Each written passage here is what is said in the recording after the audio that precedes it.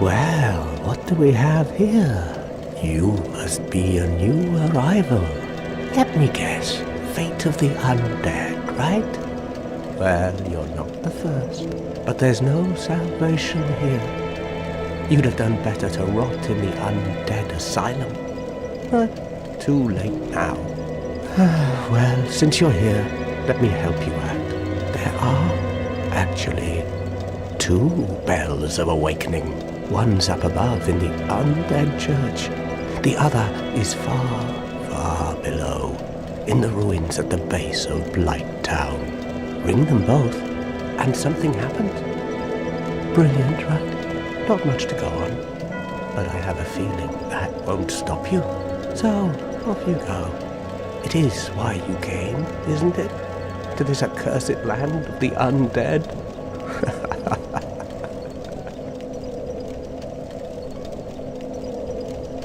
Ah, your face.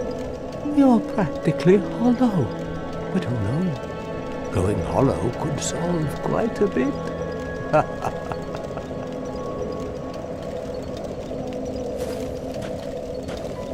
What? Restoring your humanity? Well, there are a few ways to go about it. Collect it bit by bit from corpses. Or you can butter up a cleric and get yourself summoned. And the quickest way, although I'd never do it, is to kill a healthy undead and pillage its humanity. Coveting thy neighbor is only human, after all.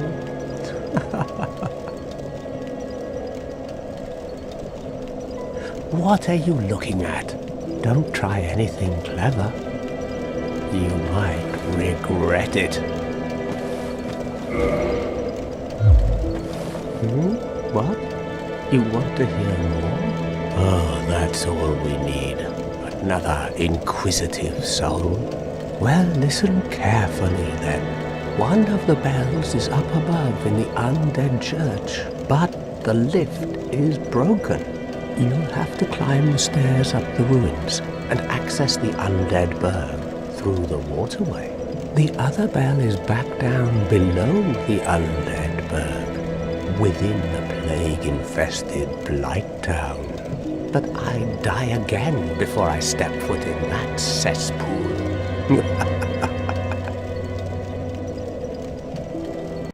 Bloody hell, what is it now? You ask too many questions.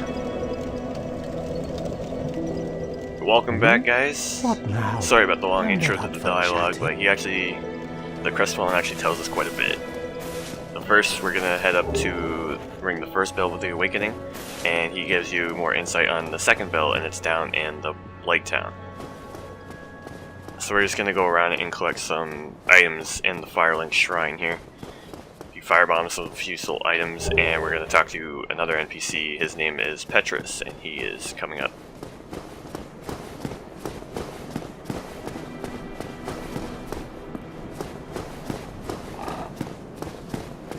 Hello there. I believe we are not acquainted. I am Petrus of Thoroland. Have you business with us? If not, I'd prefer to keep a distance, if possible.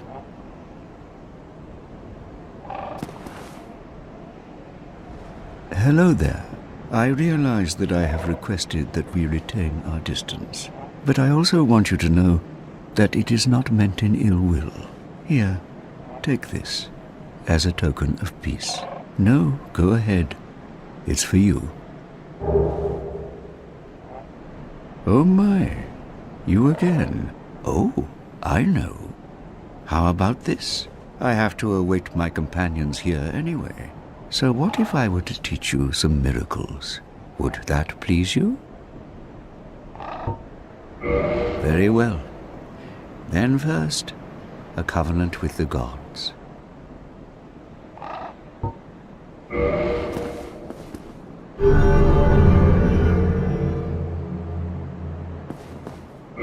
Now let me share my miracles. Only their ultimate effectiveness will be determined by your efforts and your faith. Alright, so Petrus gives him some insight on the Way of White. The Way of White claim to be good, but they are actually the ones corralling the undead to the undead asylum where we just came from. Petrus sells basic miracles with a few talismans, but Come again. please don't buy a The talisman. effectiveness You're gonna of the get one later on in his stash.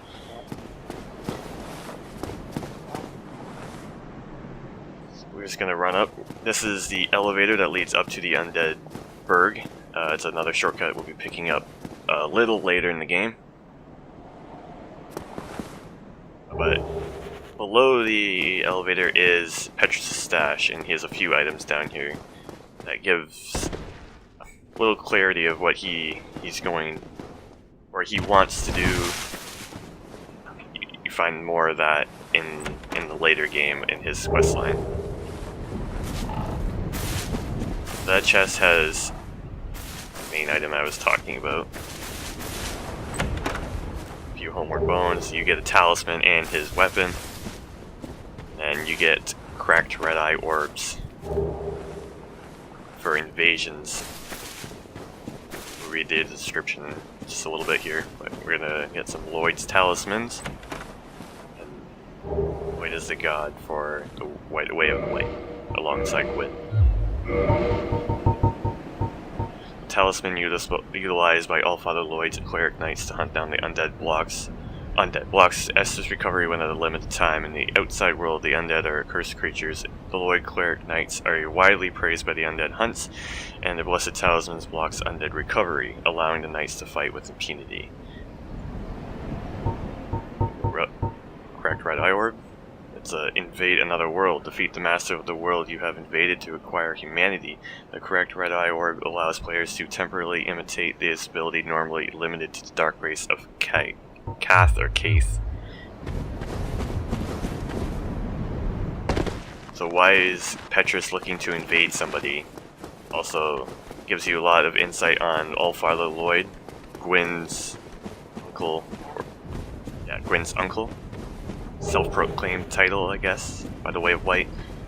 And the cracked red eye orbs give you some insight to the dark race, as the first mention of Dark Stalker, Kaith or Kath.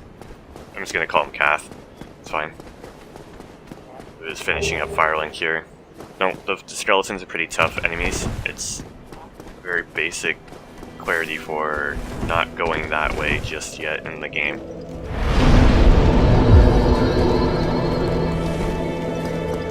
Go down and talk to the Firekeeper. If I remember right, she should have something to say.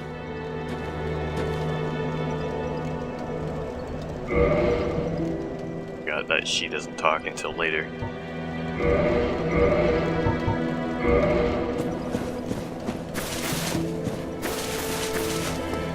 Alright, so I believe we're gonna start heading up.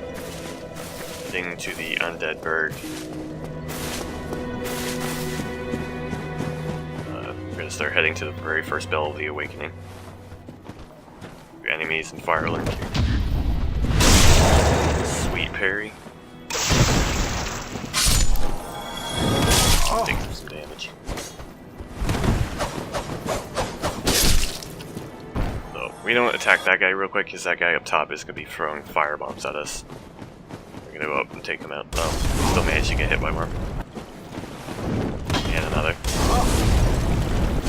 Take him out with ease though with the longsword.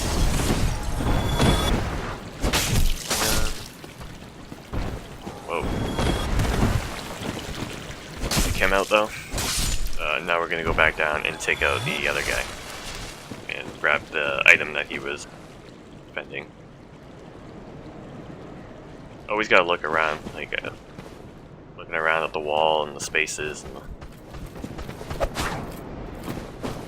another fail parry there though.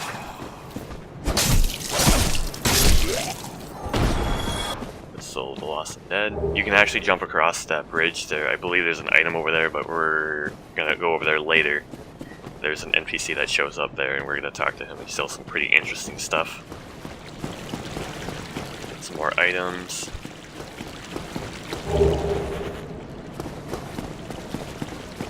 Rats. You gotta watch rats. Poison. Poison is a bitch in this game.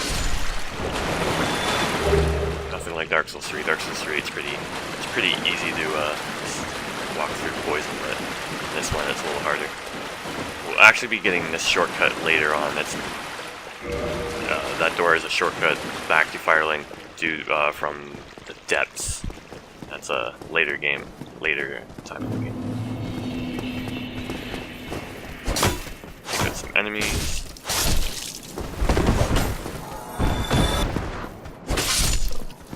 Firebomb incoming. So, also in the last episode, I had mentioned after the opening cutscene, there was only 3 main bosses. That's not true. I totally forgot about the 4 kings. And Seat the Scaleless is technically only have half of Lord Gwyn's soul, or his Lord soul. And the 4 kings of New Londo have partial of Lord Gwyn's soul as well. So technically, there's 2 main Lord souls and 2 partial Lord souls that you have to collect to satiate the Lord Vessel to get in to fight Lord Gwyn himself. We're gonna take out this guy, but there's another ambush. There's gonna be 2 ambushes coming up. There's this one. Little guys that jump over the wall, I guess.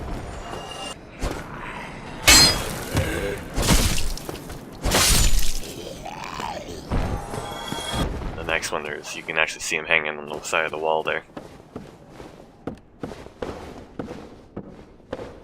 Hit him off. 2 more will jump up.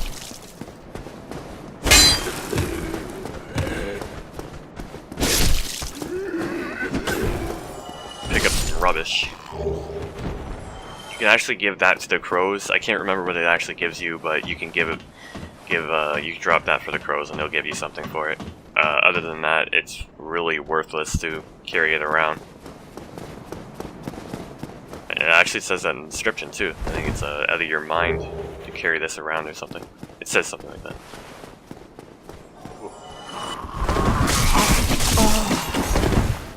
You flail about, you get that stun lock on you, and it's a pain in the ass.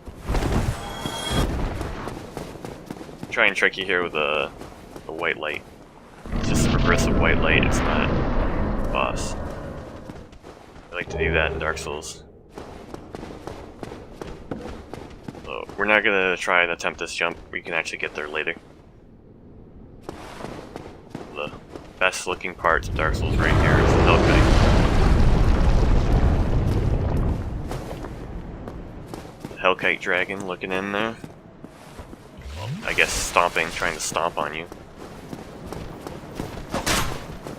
Ambush here, I guess. You gotta watch the arrows coming down, they actually do quite a bit. You gotta avoid getting hit by the guys with the swords, totally.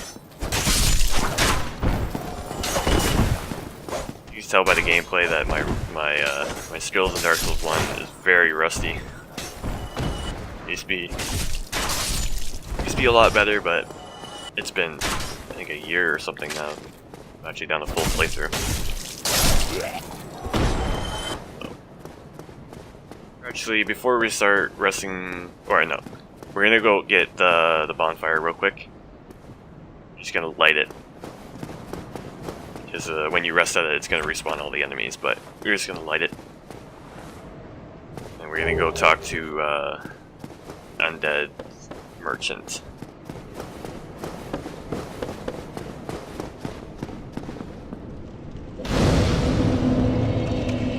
Still a few items. So spear guys are a bitch. The kick works pretty good.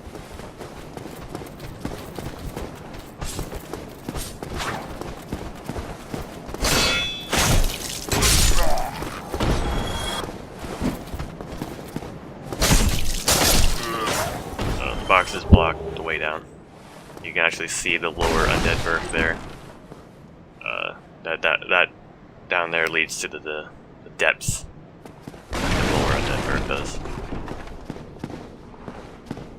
try and trap you with a guy with a battle axe behind you. The dresser's there. The here's the NPC. Well now, you seem to have your wits about you, hmm? Then you are a welcome customer. I trade for souls. Everything's for sale.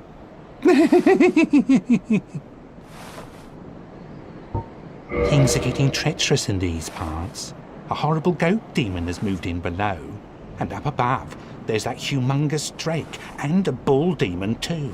If you stick around this place, it might end up being your grave.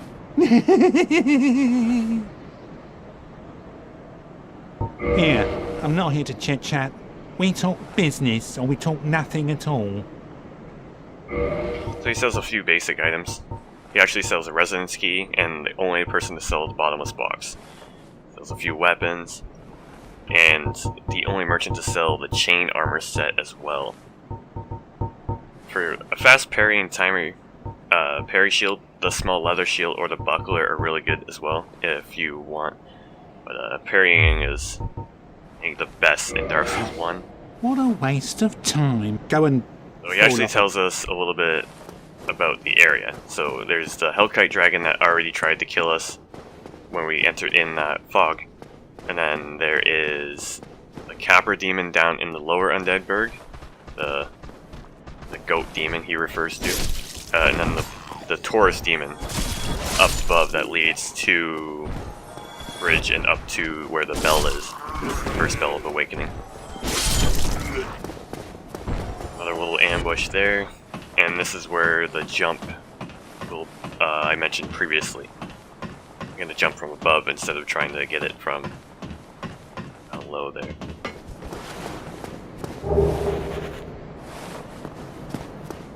I believe there's just a crossbow that's up here. You could totally skip this if you wanted, like I'm just showing you where they are, where the items are, but if you ever needed a crossbow, you can get one very early on in the game.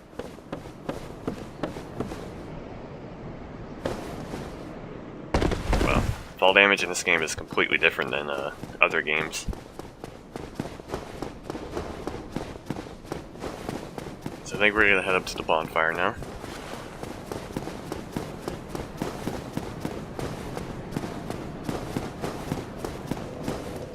Okay. So take out these guys, and then another guy's gonna bust through the door.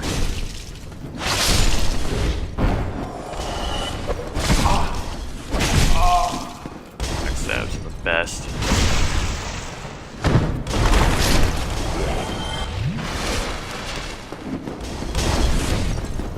Two guys in here, and we're gonna get a chest in here.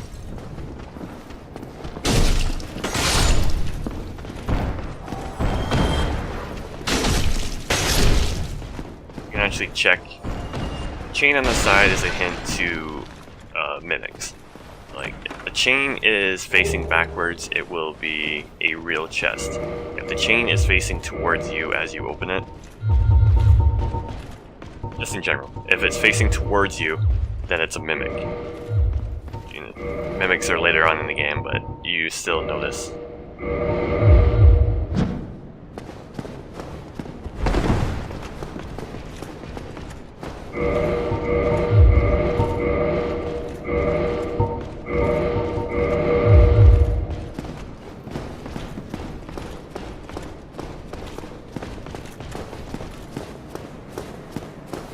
So we're going to take the guy that throws the firebombs out first. Firebombs do quite a bit.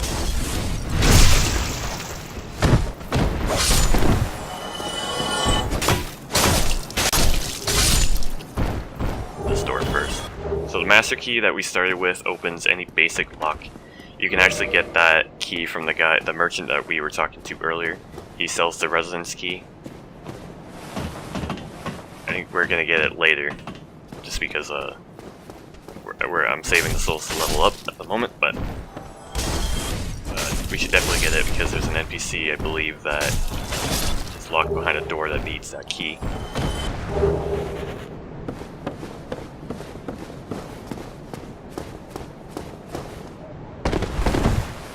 So in here, you get your first weapon buff, the gold pine resin. We're gonna be using that to take out the Taurus Demon. Exceptional work. Damage against the Taurus Demon.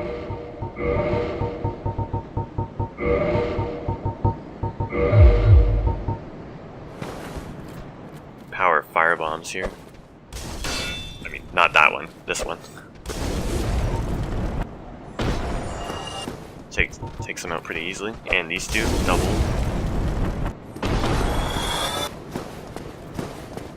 Gonna be a Black Knight down below, and I'm gonna use as much room as I can. Needed. So we're gonna take this archer out just so he doesn't. We need this room up here. He's not raining crossbow bolts down on us. Actually, the Black Knight's actually guarding a ring, the blue tier stone ring. It's really not a good ring, but I mean, like, it's a ring that you can use right at the start, I guess. See if the parry's on. Ooh. So, if you're brand new to Dark Souls, I would not recommend fighting this guy.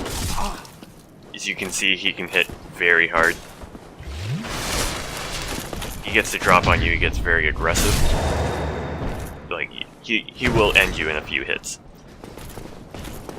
Especially if you don't know what you're doing. You're just kind of running away. Like, see me missing parries here, and I'm just getting my ass whooped. You try and heal, and he's stabbing you. He's trying. There he goes again. Heal again.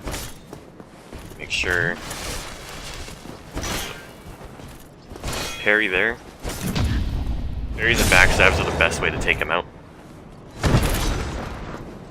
Because, like, a basic swing is not going to do much against him. He has a lot of defense, he has his armor, a lot of health. A good parry.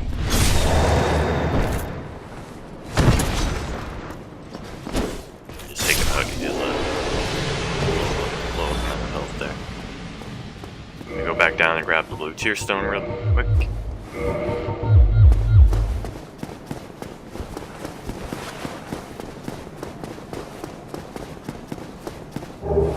There's a counterpart to the ring as well. It's the red tier stone ring, and instead of defense, blue will give you defense below 20%, and the red will give you a 20% damage increase below 20% health. Nice little trap here. Tries to kick it down on you. Fudge. Off the edge you go, and I almost fell off as well.